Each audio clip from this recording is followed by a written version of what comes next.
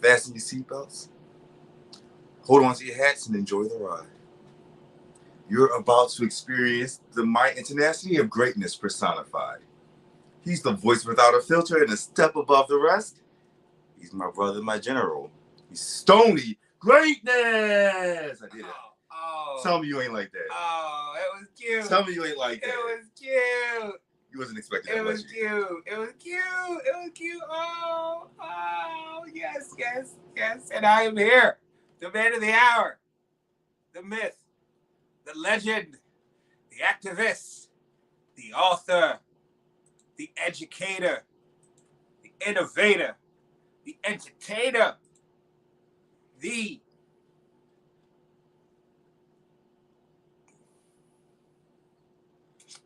philanthropator. Yeah. So show some respect. Bend the knee. Because they come from all across the world to see. The man who wears the crown that hangs 2 inches from the ground. Yep. He is your king. He is my king. He is Kyng Kevyn.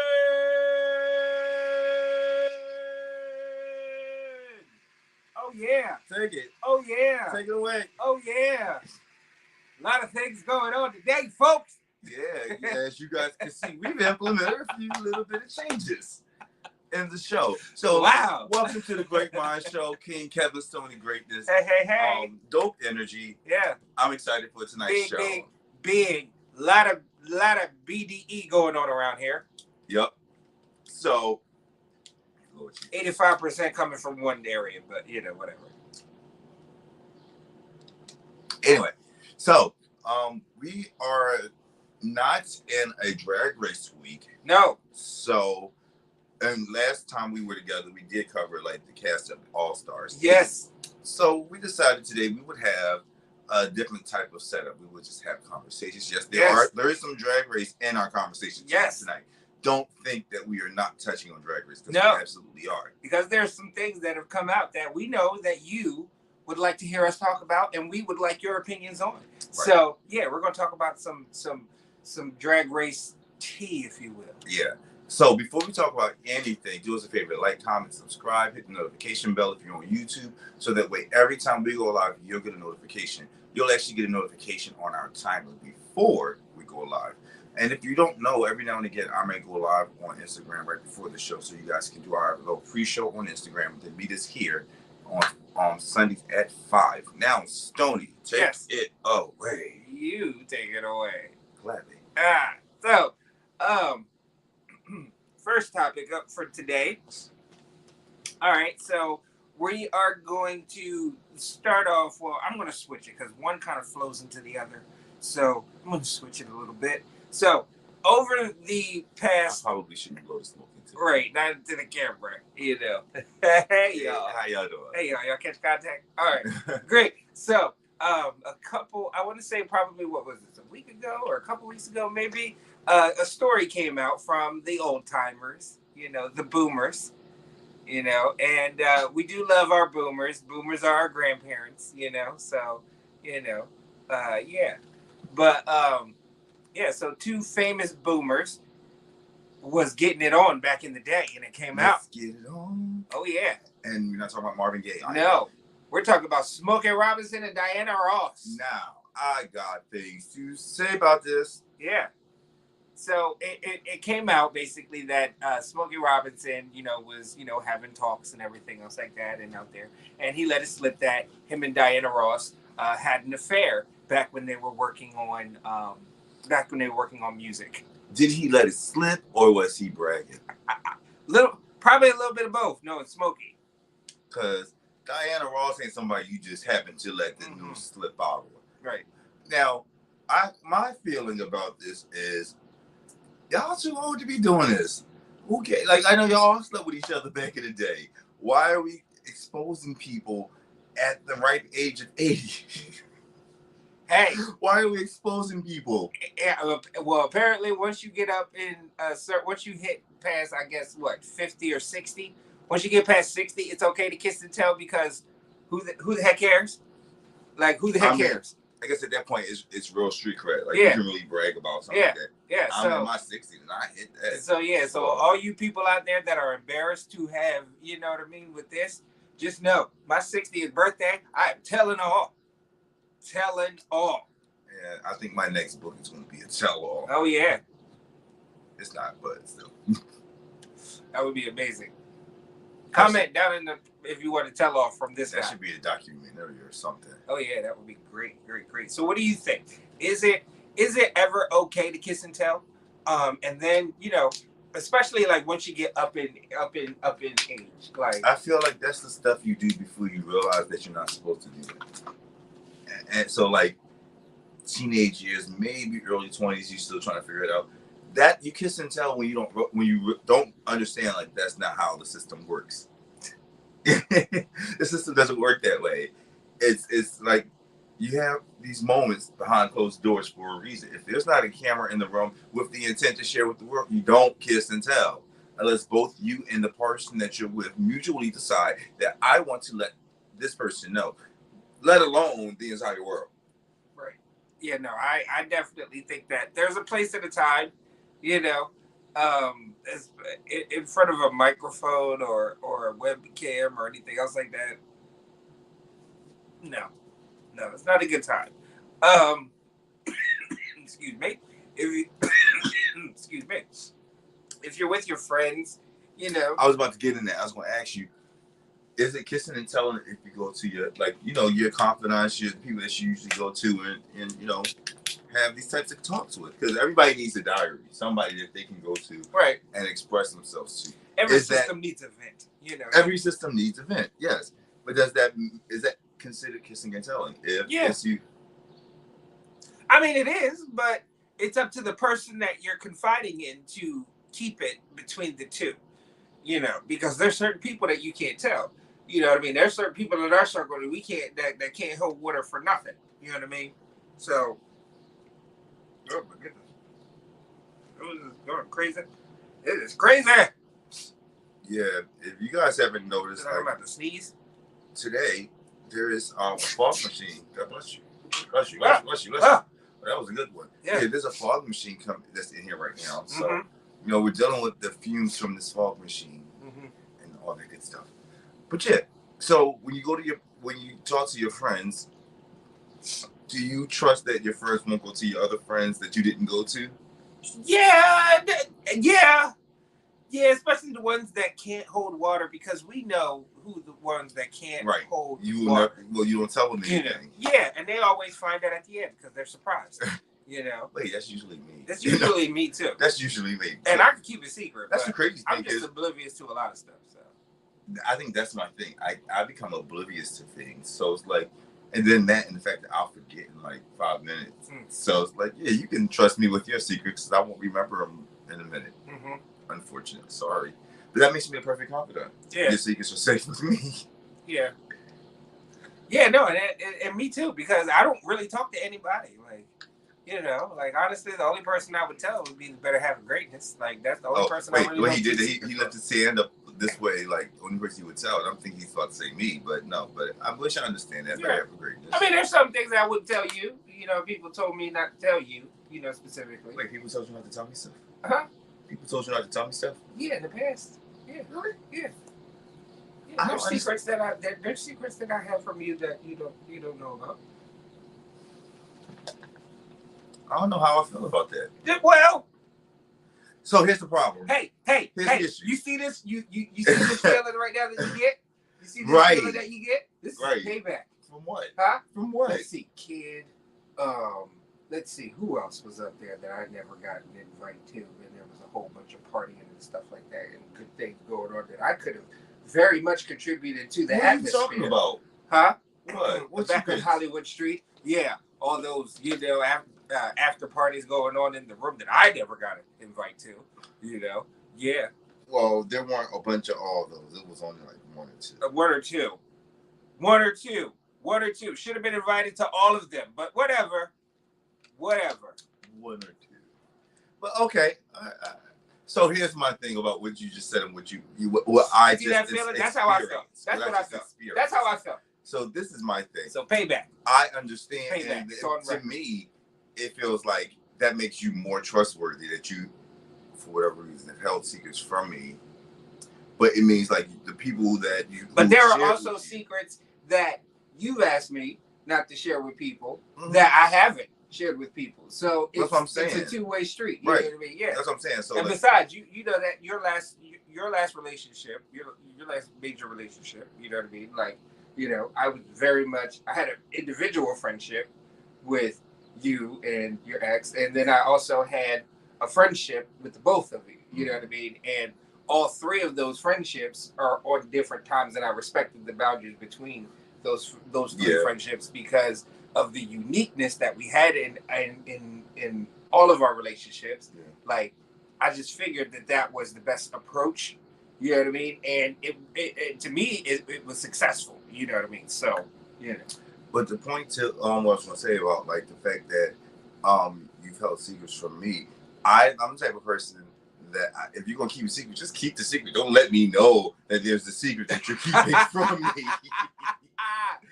Like, just keep the secret. I respect that you did not tell me. And the crazy thing is, I can't even recall a lot what it was. I just know that there was something that was.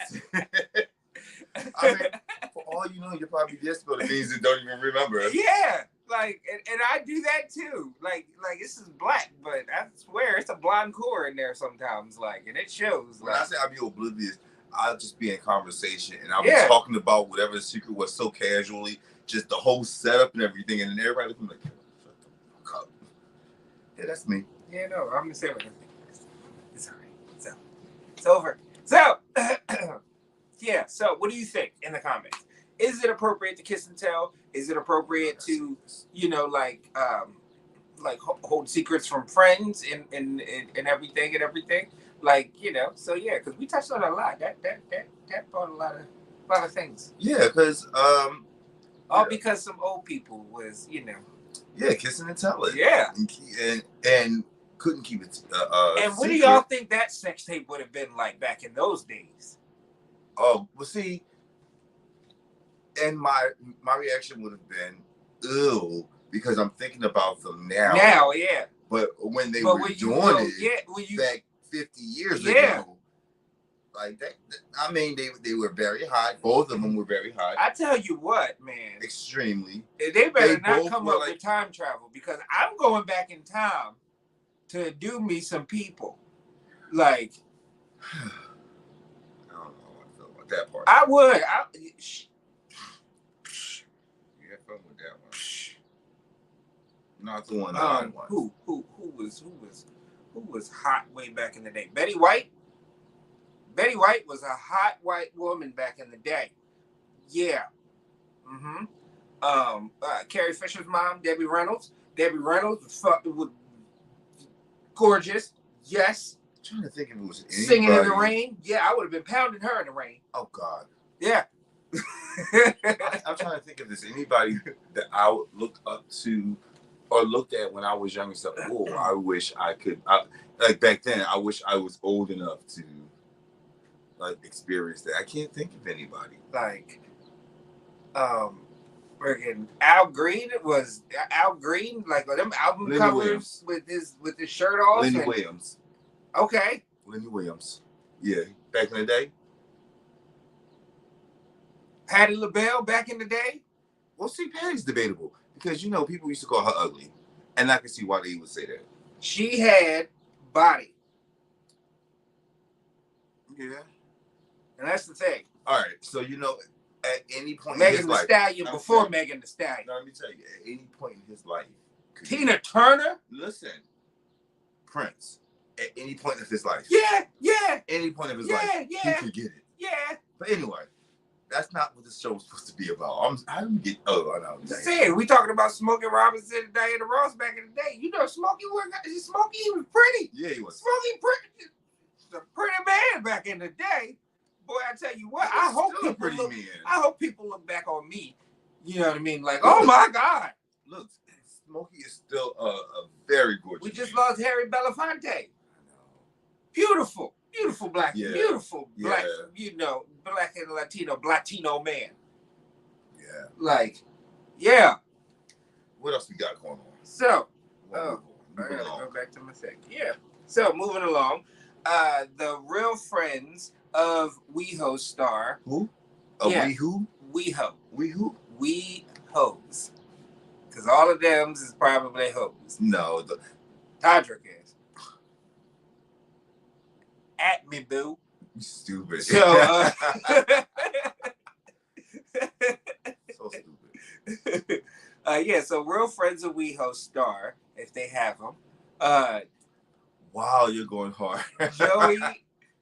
Joey Zazig, all right, Joey Zazig, slammed by Drag Race queens and fans because he was defending the show. Now, yeah. When they say slamming drag race fans, he's talking about us. No, he was slammed by Drag Race queens and fans on Twitter. Yeah, like because he was out there defending the show. No, but he did make it in one of his quotes. He was talking a little trash. Oh yeah, I'm pretty sure because they all talk trash about the Drag Race fans. They did. Yeah. But anyway, he was slammed but rightfully so. Mm-hmm. So the thing is, no one liked real friends of WeHo because one, half of them didn't know each other. Two, it was like so staged that it was hard to grasp. And then the people were so far from reality. Like most of them were complaining about their social media presence. It wasn't relatable. We just did not like the show. And then to add insult to injury is you cut into a show that we actually like. You can't expect for us to praise something that's taking something away from us. And he made a point. Something that we didn't ask for. Right. No one ordered that. That's my. Who ordered this? Who ordered it? No. We should find out who the executive producer of that one was. Yeah. Who greenlit that. Yeah. But anyway, I'm sorry. Something that he said that I do agree with is when things went south and like there started to be backlash from the Drag Race community, the cast of the Real Friends of WeHo had no idea, let alone control over when the show was going to be aired. So it really does fall on production and not on the cast. But because the cast is the face of, inevitably they're going to get the backlash more than anybody else. Right now, the folks over at Paramount, Viacom, whatever they're called, that oversees and owns, MTV and stuff like that, and then and even the folks inside of MTV got to be a little bit more cognizant. They understand the magnitude of the franchise that grew organically.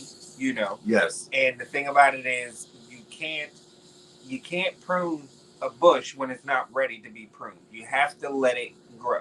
Right. And this season was very much different in the fact that there was so many queens. We didn't get a chance to get to know a lot of them. There was no battle back, which is a traditional thing where a queen gets the chance to come back or a queen gets called back. Yeah. There was no double elimination. There was no, there wasn't even a Shantae you stay until it was totally unnecessary in the last round. If you were, and the thing about it, stick to your guns. That's what the thing was. We were okay with 3 going in. We came to grips with that after the last episode. And you set it up, pull the trigger because you had an ample opportunity to keep. You know what I mean? One way or another. Yeah. We digress because that's kind of about because it's very passionate because we're Drag Race fans and the logic needs to make sense. But as far as Joey Zazig, I think that he just needs to be very thankful of the opportunity that Real Friends of WeHo gave to him for him to have this opportunity to be discussed by Kyng Kevyn and Stoney Greatness. Because without Real Friends of WeHo, we would not be talking about you. And that's one good thing that terrible show has done for you. It's done absolutely nothing for general public except be a waste of time. So yeah. How about that? Waste of time. Joey's Alzeg. Thank you Yeah. for those hours that we can never get back. Nope. All the moments of Drag Race that we've lost. That we will never get back. All those queens we could have known. You know? If we had a chance to get to know those queens, maybe Mhm. Jax would have been. Maybe we understand why Jax was around. Yeah. Irene Dubois. Yes. I want to get to know her. Yes. They really should have put her on the next All Stars. But yeah, they should have. But we'll get to whatever. We've discussed that half the All Star cast was unordered. So yeah. Speaking of All Stars, we're going to move right along into this next topic. All right.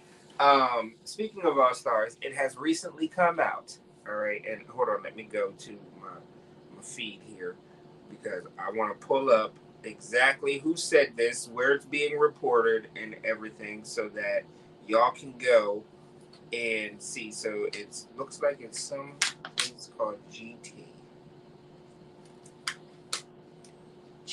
But saw it, and basically Sasha Velour, all right, it's been reported that Sasha Velour. What season was she? What season was Sasha Velour? Sasha Velour.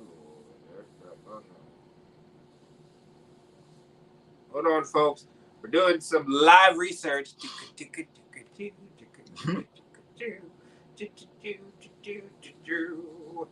Sasha Velour was on season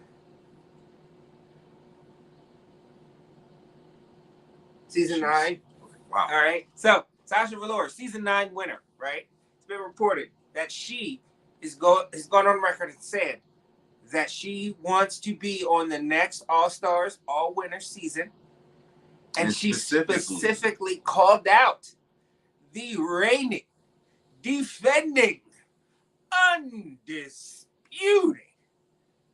Drag Race superstar, Sasha Colby. You just made me think of something. Do you think Jinx Monsoon would have still been the Queen of All Queens if Sasha Colby was there? If Sasha Colby had competed on All Winners? I don't know, but I know that Monet Exchange wouldn't have been in that final lip sync. Okay, that's fair. Yeah. I don't see Jinx winning a lip sync over Sasha. That's what I'm saying. I don't see Monet winning a lip sync over Sasha. No. And that's it. Yeah, no. Monet would definitely be considered a lip sync assassin. Yeah. So yeah, I don't know. Yeah. I mean, Sasha's lip sync skills are deadly. Absolutely deadly. Yes. Sasha Colby deadly? I don't know, Sasha. I love you, Sasha. I love Sasha Velour. Oh my gosh, I was so happy that she won that season. And I love Shea Coulee. But Sasha Velour won that season. Yeah, that was hers. So, to have her call out, and again, this goes to all the winners that were also left on the shelf, some for obvious reasons. All right, relationships with World of Wonder and RuPaul and stuff like that, and politics and stuff. Let's name those queens. Tyra Sanchez, of course. Violet Chachki now. Who else would say that? Four-time Sasha Velour. Really? Yeah, because she spoke out against some things, especially with the whole, when all that trade stuff happened and everything with RuPaul and everything. Yeah, Sasha Velour kind of spoke out, and was on the outs a little bit. I'm shifting. Alaska is on the outs right now, technically. Sometimes, as much as I love RuPaul's Drag Race, sometimes Ru is the big bad wolf. Mm-hmm. And it's let's talk about Sasha real quick. Mm-hmm. She was difficult to work with, but it's she didn't bite the bullet. She didn't drink the Kool-Aid. Mm-mm. And I think that's why she was at odds, because she spoke up. She stood her ground. Mm-hmm. Was she 100% right in everything? No one ever is. Mm-hmm. So I don't. It's just the way the fandom has pretty much turned against her, or like the other drag queens or the brand has turned against her. Like that's the child they shunned from the beginning. It's like she had her crown. Tyra? Yeah. Yeah, you said Sasha. I'm sorry, Tyra Sanchez. Talk about Tyra Sanchez. I'm sorry. Yeah, like she won her crown. She had her reign, and then she quickly faded into the background because of all this controversy and drama. And it's like I don't think that that's completely fair, because it's like if you don't agree with what RuPaul says, you stand to be blacklisted. And I think it's kind of messed up. Yeah, so yeah, I definitely think it's messed up. That was a downer. You know, you also have winners like that are in good graces that didn't compete. Aquaria did not compete in all winners. Very much a viable seed. Aquaria, we're speaking directly to you. All right, you claim New York all you want. Okay. Claim New York all you want. You are a Philly queen, okay? You're from Westchester, all right? You grew up partying at Woody's on 13th Street like all the Westchester gays, okay? For those of you who didn't know. Yeah. So yeah, like, make sure, just be real, because we love you, Aquaria. We love you. You know Philly loves a winner. Yep, he's gonna go get a charger, because like Philly loves a winner, and you won, so we gonna claim you. You ours, all right. So yeah, so we got Aquaria, you got Bob the Drag Queen, and Bob the Drag Queen, and I know when Kyng Kevyn gets back, he's gonna definitely have, something to say about Bob the Drag Queen. But Bob the Drag Queen is on record as saying, that she's mad that she didn't get an invite for All Winners season 7. I'm in the camp that Bob the Drag Queen honestly didn't need to come back. It would have been nice to see Bob the Drag Queen come back on All Winners, but Bob the Drag Queen is one of the more successful winners of RuPaul's Drag Race. We'll get to other queens in a second, but you had what we had. Sasha Velour, we said. Violet Chachki was left on the shelf. We just said Aquaria, Bob the Drag Queen. That's 4 winners right there. Alaska was left on the shelf. Simone was left on the shelf. Trixie Mattel was left on the shelf, although Trixie said that she did not want to come back, and I don't expect Trixie to come back. I don't expect Trixie to come back. And Trixie definitely is one person who doesn't need to ever come back. You know what I mean? Ever. Like, Trixie, her makeup line is doing amazing. She has a country album. She is a legitimate country star. Like, that alone right there, she's set for life right there. Yeah. So, Trixie Mattel, she's never coming back, unless they offer like $1 million. If they probably offer $1 million, she might come back. But I don't see that happening. So we got 6 queens right there. Who else do we got that was winners? Kylie Sonique Love, who is in good graces, you know what I mean, could definitely come back and compete. I'm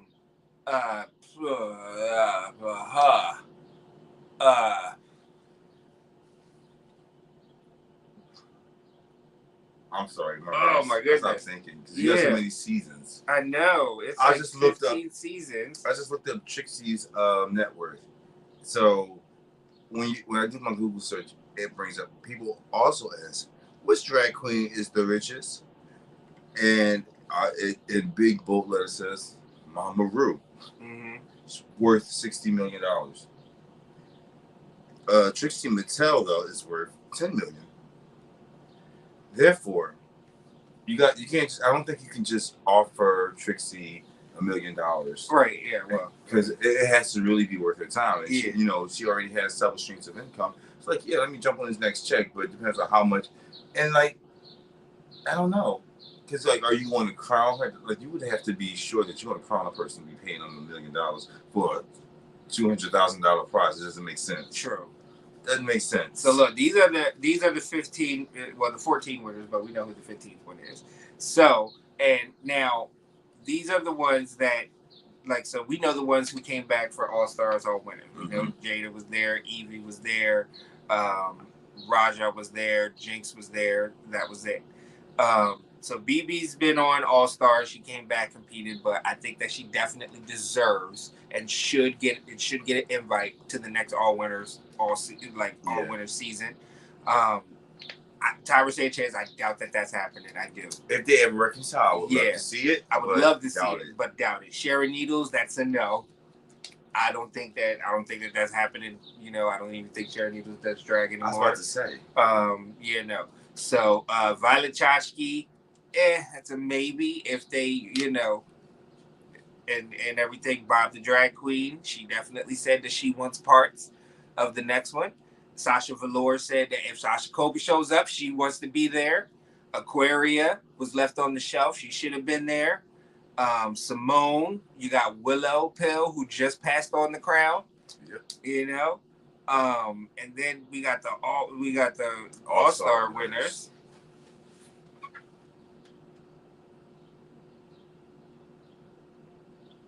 Which, you know, Chad Michaels was left on the shelf. Alaska was left on the shelf. Trixie Mattel justifiably left on the shelf. Then you had Kylie Sonique. Yeah, and Kylie Sonique. And those are, and then whoever comes back this one, you know, whoever wins this next All Stars. So you have some solid queens. I mean, I don't expect Chad Michaels to come back. No, Chad got the crown.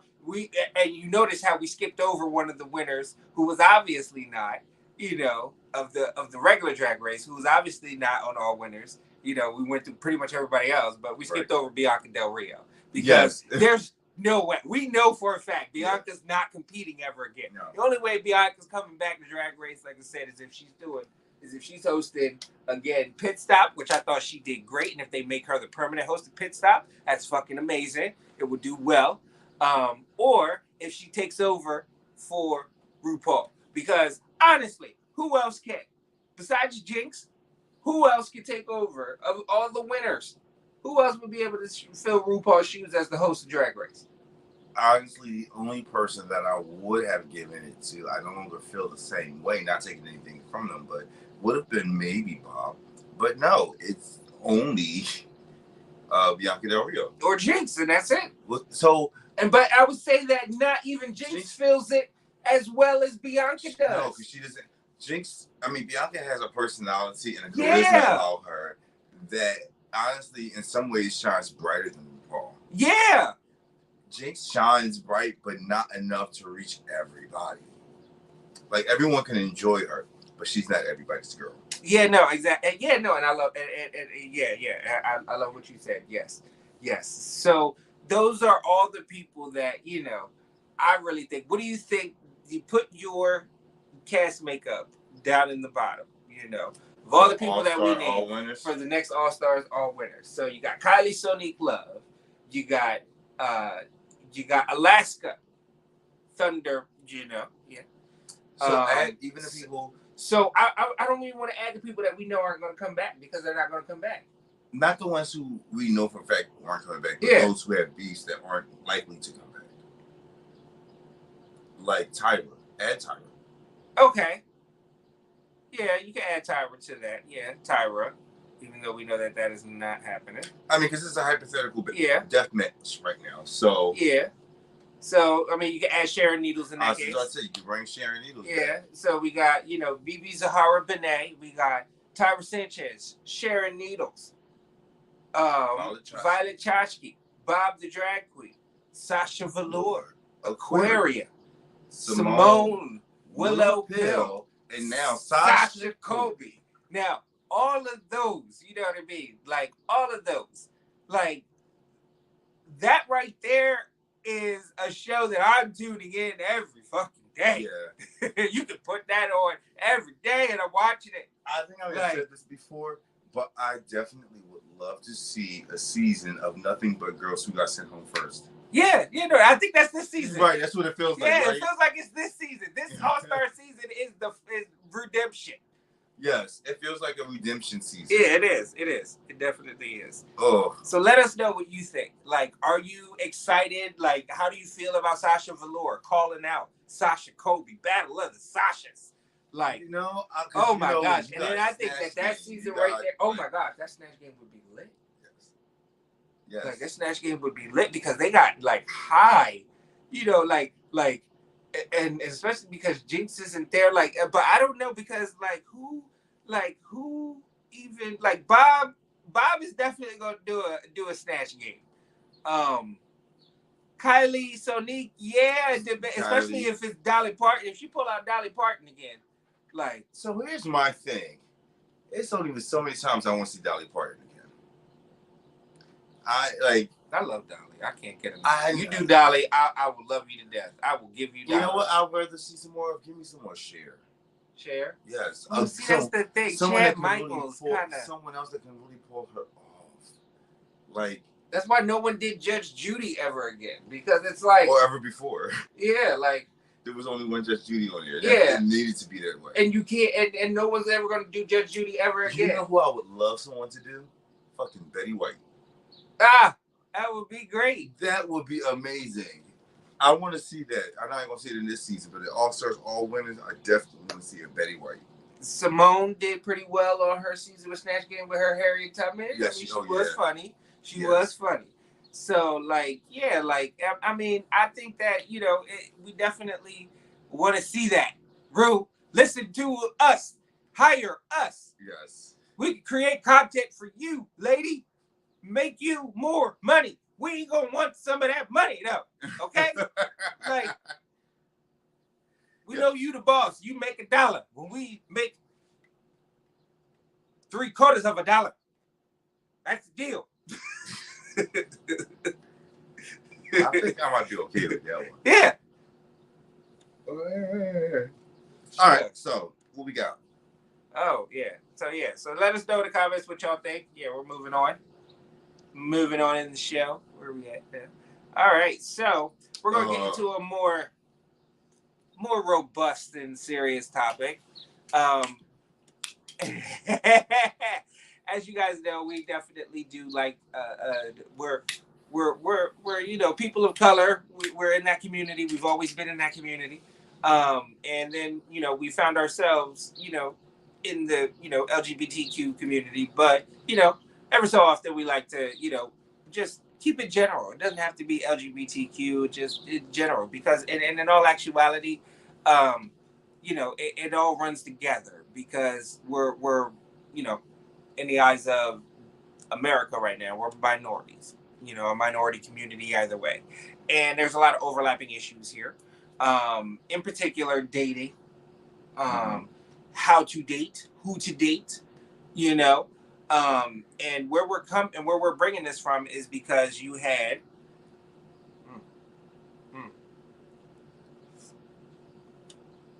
delicious. You had a Real Housewife of New York cast member who is also a contributor, I believe, on CNN. Is an attorney and everything. Her name's Ebony K. Williams. For those of you that watch Real Housewives of New York, you guys are definitely familiar with that name. But she's come under fire as of late because she did an op-ed where she came out, or she said somewhere where she came out and said that she would not date the bus driver when she could date the owner of the bus company. Why would she settle for a bus driver when she could date the owner of the bus company? And then she went on, and there's videos floating about on Instagram and everything of her going on the Breakfast Club and basically doubling down, standing, basically 10 toes down on her approach. And what she touches on is that here she's not wrong for saying that when it comes to especially Black men. Thank you, sir.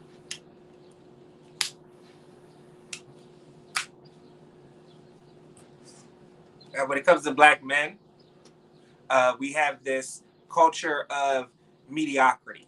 and culture of acceptance of mediocrity, where we teach our black boys that it's okay to bring home C's and D's as long as you're trying hard.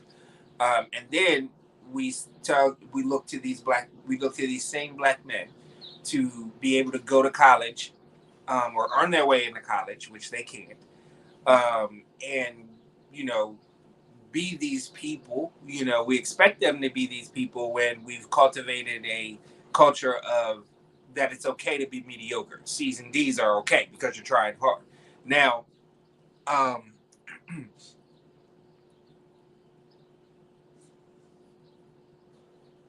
there are a bunch of comments going out there about this, and I am very much torn because on one hand, I see where she's coming from. Mm-hmm. Okay, she's a woman of a certain stature. All right, all on her own. Okay, she became an attorney. Okay, she got, she did her thing to put herself in a position to where she can demand certain things of her dating pool. Okay, she is high powered. You know what I mean? But honestly, when you reach a certain plateau in life, and it's the same when it goes to, and again, this is on the one hand that I see her. It's the same when it comes to beauty. You know what I mean? There are certain people. So real quick, that you just can't shoot your shot at. Say this. So what I hear you saying is, regardless of how politically correct it is or incorrect it is, right, or pretty or ugly it is, this is a truth of our society that classism, as much as people despise it sometimes, it actually exists, and everyone falls prey to it on some levels. I don't want to say classism because look at Harvey Weinstein. Harvey Weinstein is just terrible looking, but because of the fact that he was running. No, so here's my thing. You still have to put. I'm not separating any of this right now. Yeah, no. Because I have the degrees, I have the money, and I have the looks. Right. So I can buy anybody I want. Right. And I do, and like it may sound bad to say buy, but no, buy who I want to buy, or attract who I want to attract, and be with or around who I choose. Mm-hmm. That comes with status. That comes with class. That comes with looks. Like there's all types of levels to it. Right. You know what I mean? Because like Harvey Weinstein has his money to fund. He doesn't have looks. He doesn't have looks. But at the end of the day, he could get. You know what I mean? Because he has that resource. And the thing about and it goes to the way that we evolve. Because for one thing, we have our primal side that looks at looks. You know what I mean? And is attracted to looks and says, "Oh, that person will be a great person to propagate." We call that our primal side. I think our primal side is, can he provide for my family? No, that's not. No, primal side is like typical attraction because like you look like you have good genes. So I want to mix my genes with your genes. Primal. That's so superficial. That's not primal. Primal is instinct. Instinct is survival. Right, just like how with animals, right? They look for in a mate, birds and stuff like that. They look for the biggest one, the ones with the best feathers. Yeah, but you know what I mean. So the lions with the biggest mate. There are superficial things between the animal kingdom and us. But it's superficial too. It's not, because I can shave a lion's mane, right? Mm-hmm. And it'll still be I can take the lion with the biggest mane and stuff like that, the biggest lion, right? And who gets all the lionesses. I can trap him, shave him down, right, to where he looks like a puny pipsqueak. That the male that was second in line is going to get more attention because they look to the lionesses. He looks sick and weakly, like oh, he smells like, but he's sick. No, I'm gonna go over here. I get that. You know what I mean? Like, but that's instinctual to me. Instinctual for me, and I mean it is in line because the mindset is illness there. It's not healthy. It's not strong enough to support. It's attractiveness first. So it's not the instinct is to judge the book by the cover. Not in the animal kingdom. It is, but it's not because they understood.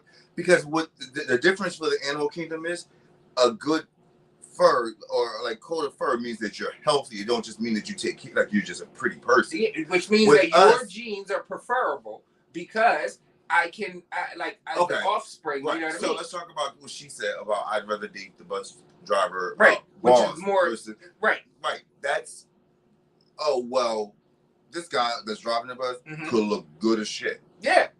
And have money. Don't get it wrong. This person could have money, but because of status and classism, right, she'd rather go to the person who owns the bus company. Exactly. It's not to say that the person that's driving the bus don't have a business of his own on the side. He does this for fun. Now, do you see? This is the attorney. Now, see, this is the same thing. The bus driver sees the attorney that comes into the bus company, talks with the owner on occasion. She's kind of sweet on the owner because, you know what I mean?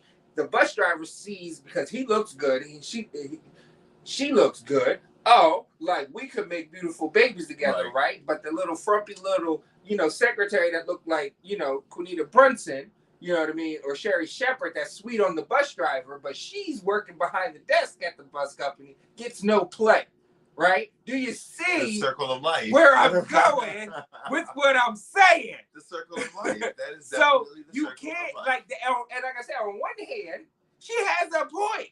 You know what I mean? Like, because it is what it is. But on the other hand, my thing is, and where to me she takes a turn to, a little bit of, a little bit of like, community bigotry and stuff like that, is to say that we propagate a culture, because I can't speak to that. You know what I mean? I have seen it, you know what I mean, in my lifetime, but I can't speak to that because that was not how I was raised. Right. You know what I mean? I was raised by, a military dad, you know what I mean, and a very good, I know I did. A very good woman, you know what I mean, who, did a great job as far as co-parented the both of them equally, you know what I mean, and everything. They made some mistakes, just like every parent is going to do. Every parent does.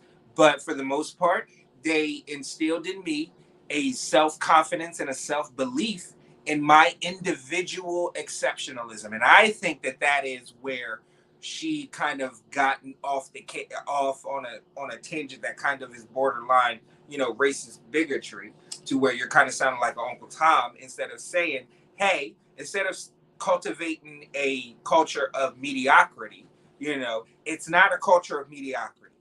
What it is that we as a community do not, instill within our younglings the confidence and the belief in their self-exceptionalism, because each and every one of us is capable of doing great things, because as a Black African American, we are a miracle unto ourselves. All right, we beat the odds just existing. All right, so we are capable and every morning we wake up and make it through another day. It's another miracle. It is a miracle, especially because everything in this country is built against us. All right, and we had no fault about being born African American. Like, trust me, if we had a choice, we would not choose this. I would choose this. I would choose to live in a world where this would matter. Yeah. In terms of equality. Yeah. The same rights and privileges. Yeah. I love my blackness. Yeah, no, don't get me wrong. I would love my blackness. I love my blackness. It is great. It is beautiful. I love it. I love it. I love it. I love it to death. But I'm not gonna hold you. If God said, hey, you get to read them, and he showed me this black suit and a white suit, and then he showed me all the things that came on to racism. He showed me all the things that came with the white suit. Like, I'd be like, I might think about it. I'm just saying, I might think about it. But no, don't get me wrong, I love it. But that's what I love about our show. But honestly, we always have differences of opinion. Yeah, but honestly, I really do think that a majority of Black Americans, especially if they didn't have to face all of the things and stuff like that, if they had a redo, they would pick to be white, and it's okay. I mean, I don't think that is like self-hatred. I just think that honestly, that's just wanting a fair shot, because we genuinely do not have a fair shot. Immigrants coming into this country have a fairer shot at the American dream than Black African Americans that are born here. And and we have to come to grips to that. And I think that what she's saying is that she's kind of blaming us for that system being in place a little bit. Yeah. And that right there is bullcrap. No, I don't think that is the case. I do think that where we fall short as a community, like I said, is just instilling within each and every one of our children that you are uniquely exceptional. All right. And you have, just you have superpowers because you come from superheroes. You know what I mean? Like the things that our people, you know what I mean? Like we shouldn't even be like we should have been eradicated or shipped off, honestly, after everything. But no, we managed to survive, and our grandparents, our great grandparents, and everything. They died, they bled in order for us to just have a fair shot at the American dream and actually being free on this planet, and living a free man's life, and I'm thankful for that, and that's why I'm going to try my hardest to make it work here, the best that I can, not running or anything else like that. Like I know there's a big thing where a lot of folks are moving to Africa and stuff. No, I get it, but no. I'm gonna make it work here. I'm sorry. I'm gonna try and make it work here the best that I can because I think that it's a lot easier of a road here than it is over there. But I mean, so like I said, on one hand, I get where she's coming from. On another hand, she's kind of off. Like, but like I said, to me, it also plays in the looks too because the economy that I had explained to you. You know, it's all it all comes down to what generally motivates you to when picking a mate. If it's security and and monetary gain and stuff like that, then yeah, you're gonna look for the owner of the bus company and not a worker bee, bus driver. Like what drives you? Good sex. No, I guess because, and this is gonna come off kind of arrogant or cocky, but I've had my pick of the litter. I can I don't honestly I don't want to wake up next to something but ugly every day. But if a person has a heart of gold, that will move me. Because looks come a dime a dozen. Says the person who's a Greek god with a heart of gold. It's the heart for me. You got to be able to. I know I have a heart of gold, so I need somebody that's going to be able to connect with my heart of gold. Like, yeah, I want you to be fine as fuck. Yeah, I want you to have a nice body and dope sex. Yes, I want you to be successful, ambitious, and self-sufficient. All of those things matter. But if that gold is rotten, that heart is rotten, I'm good. So if the owner of the bus driver or of the bus company, right, for you, right, is beautiful, has great sex, but is a shitty person, and the bus driver, right, who shows ambition. Remember how we started the show about kissing and telling?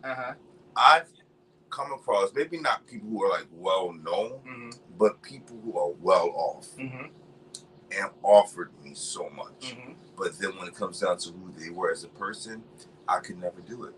So, and I know some people will sacrifice that for their security. I know I'm not that person. I can't do that.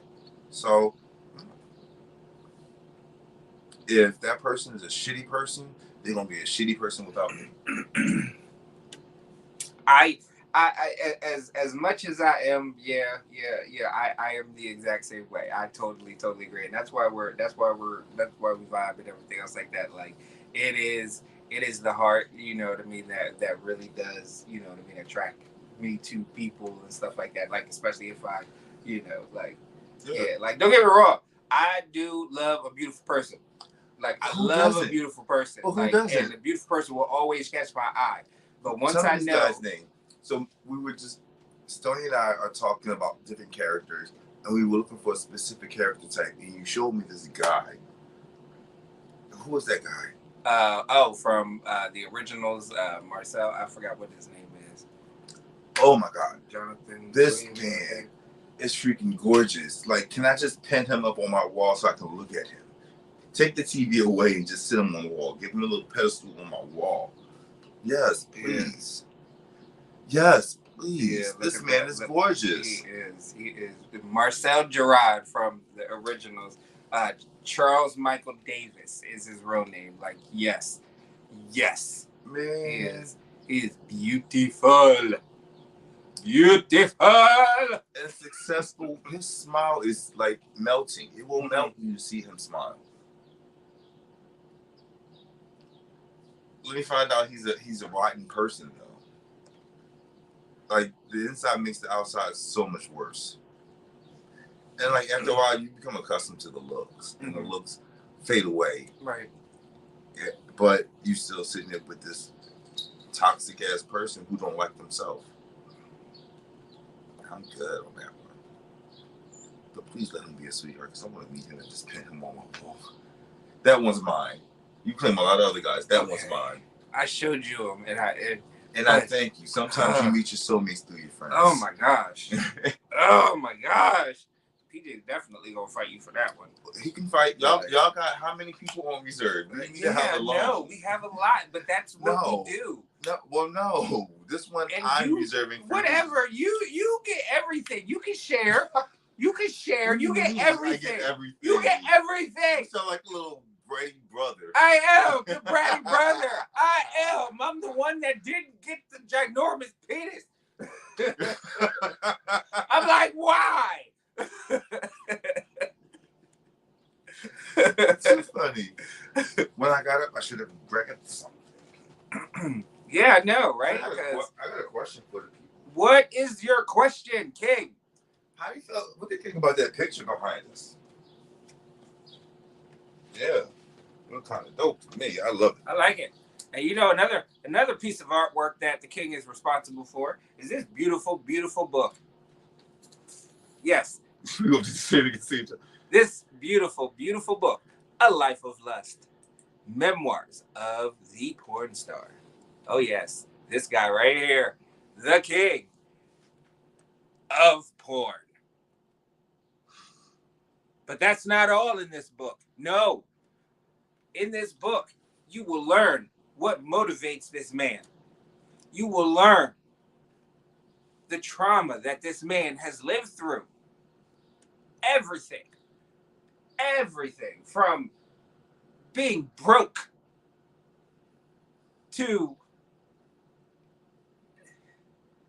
just, having not being broke. to not being broke, to, having bad sex, to not having bad sex, to seeing people's